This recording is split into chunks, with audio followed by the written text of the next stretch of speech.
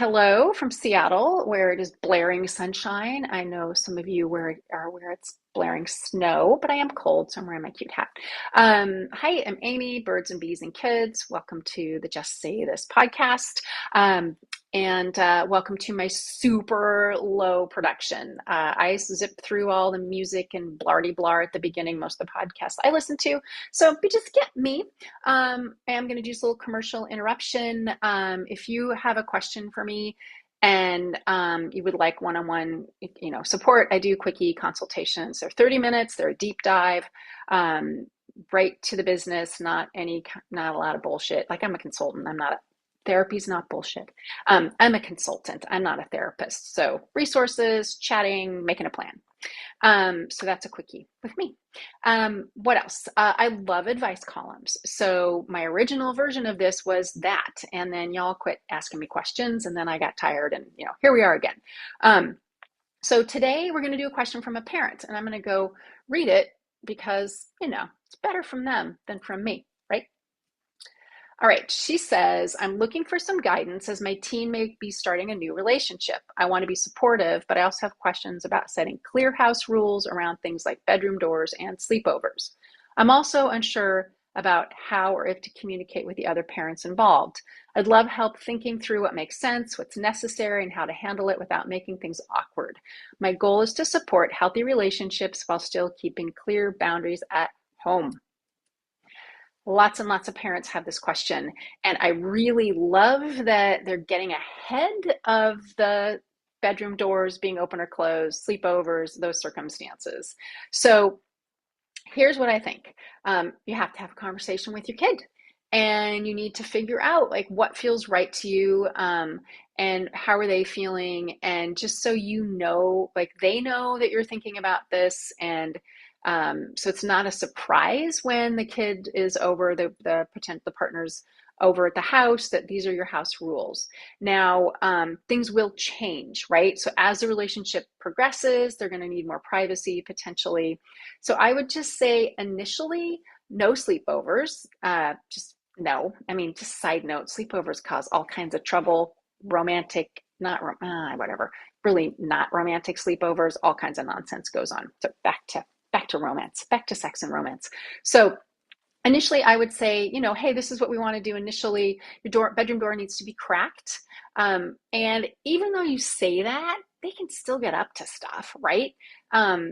They're sneaky and horny. And so just know that even though you have a door cracked open policy, that might not do anything for them. If that's your policy, then you always knock first and wait to be invited in, because they may be up to something and need to get themselves together.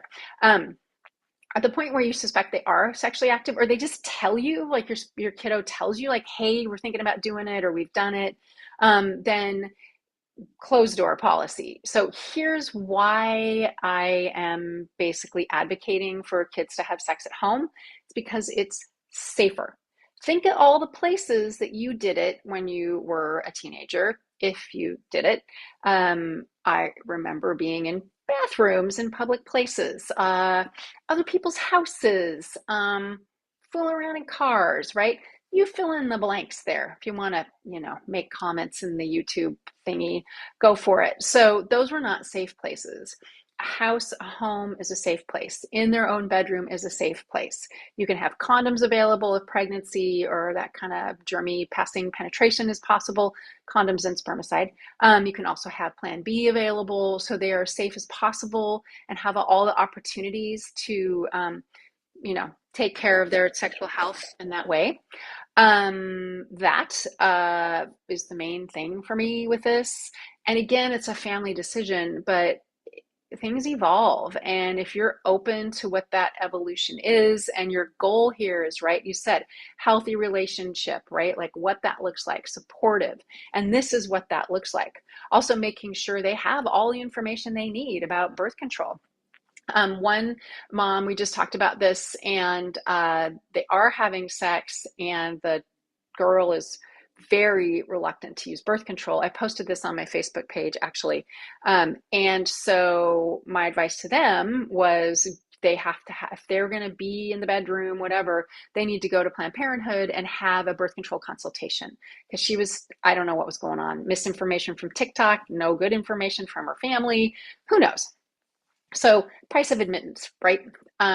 So the other thing is that Carrie used to say, I don't want to hear it, see it, or smell it, which I think is perfect because I don't want to hear it, see it, or smell it. And I'm sure that you don't either. And then, okay, and then the question about, do you tell the other family? Yes, you have open communication with the family. You talk about the kids dating. You see what their values are, and just be, get to know them, meet them if that's possible. And, you need to smell them out, and you need to kind of get a bead and a vibe on about what their family is like. The other thing too is to make sure that she's involved in your regular family life. You invite her to do things with you. She comes over for dinner, goes out to brunch, so you can also see how their relationship is going and accept her into your family. Now that's, again, the process, right? That's a process. And your kid may be like, but you can also say, you know what? We just want to know who she is. You don't have to, she doesn't have to talk to us, right? You can just hang out with us.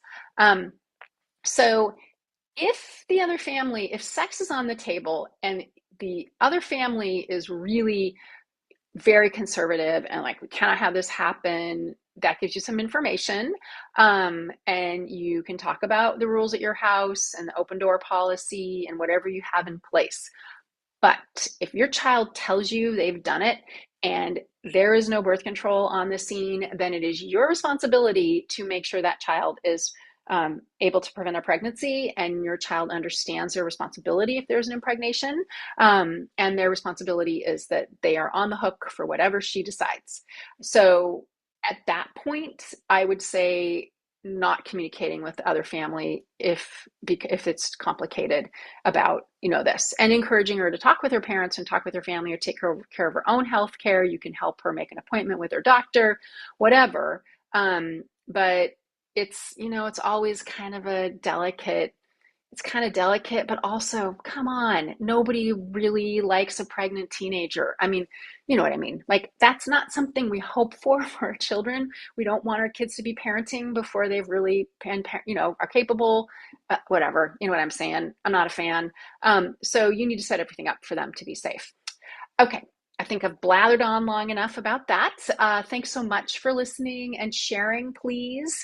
I know I'm not for everyone, but also everyone needs to hear this stuff and make their own decisions about things. So, and if you're listening and you've got a 6-year-old, go you, right? This is something you can stick in your hip pocket, figure out what you're going to do when the time comes.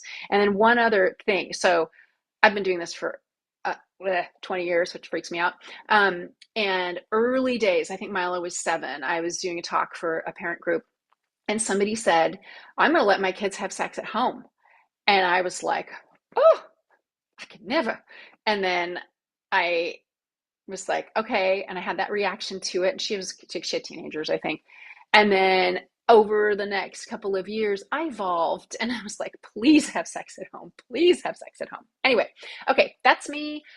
Take care. Lots of resources in the show notes or whatever you're looking at. And again, if you need help with a specific issue, please don't hesitate to reach out to me. And thank you. And for those of you who are losing their shit over the state of our country, please do not sit idly by. Find one small thing you can do.